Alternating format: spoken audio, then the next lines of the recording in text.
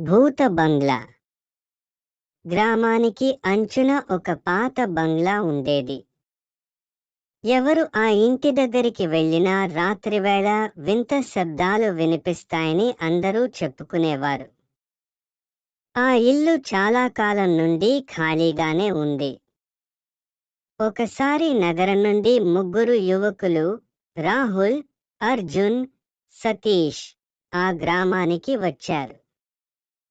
వాళ్ళకి సాహసాలు అంటే ఇష్టం.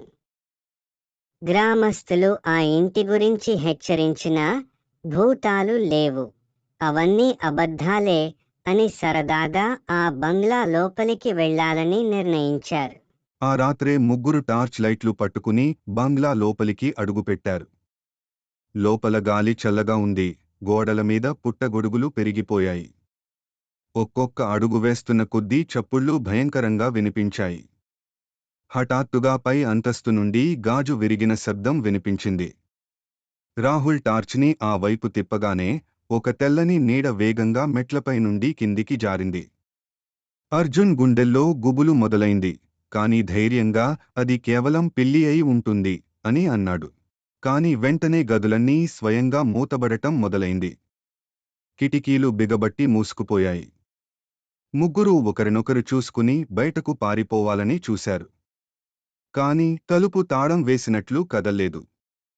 ఆ సమయంలో గోడల మీద రక్తంతో ఎవరో వ్రాసినట్లు "వెళ్ళిపోండి" అనే అక్షరాలు కనిపించాయి. సతీష్ గట్టిగా కేక వేశాడు. ఆ వెంటనే పై అంతస్తు నుండి ఒక భయంకరమైన స్త్రీ ఆకారం కిందికి తేలుతూ వచ్చింది. ఆమె కన్నులు ఎర్రగా మెరిసిపోతున్నాయి. జుట్టు పొడవుగా కిందికి వదులుగా ఊగుతోంది. ముగ్గురూ కేకలు వేస్తూ వెనక్కి తగ్గారు. ఆ ఆత్మ ఒక్కసారిగా రాహుల్ దగ్గరికి చేరుకుని అతని భుజాన్ని పట్టుకుంది. రాహుల్ చల్లగా వణుకుతూ పడిపోయాడు. అర్జున్, సతీష్ ప్రాణభయంతో గట్టిగా తలుపు కొట్టారు. ఆ తలుపు ఒక్కసారిగా తెరుచుకుంది. వాళ్ళు బయటికి పరిగెత్తారు. వాళ్ళు గ్రామానికి తిరిగి వచ్చేసరికి రాహుల్ పూర్తిగా జ్ఞానం కోల్పోయాడు. డాక్టర్ చూపించినా ఆయన మళ్లీ ఎప్పటికీ మాట్లాడలేకపోయాడు. ఆ రోజునుంచి అర్జున్, సతీష్ బంగ్లా దగ్గరికి వెళ్ళలేకపోయారు. గ్రామస్తులు ఇంకా చెబుతారు, ఆ పాత బంగ్లా లోపల ఆ ఆత్మ ఇంతవరకు తిరుగుతూనే ఉందని.